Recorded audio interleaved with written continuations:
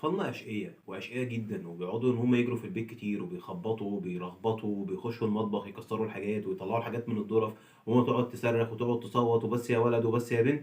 هقول لك حاجة، أنت ممكن تستغل الشقاوة بتاعتهم دول معاكي في المطبخ وعلمهم إنجليزي. يعني هاتي معلقة من المطبخ وقولي له دي اسمها سبون. سبون.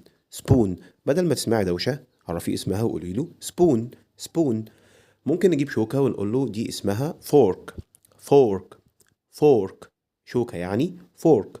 وكمان نجيب له كوباية أو مج أو نجيب له كاس من الزجاج ونقول له اسمها جلاس. جلاس. جلاس. جلاس.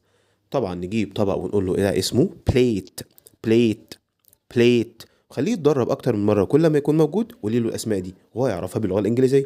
كمان عندنا كرسي يعني chair. chair. chair. كرسي معناه chair. عرفيه كل حاجه.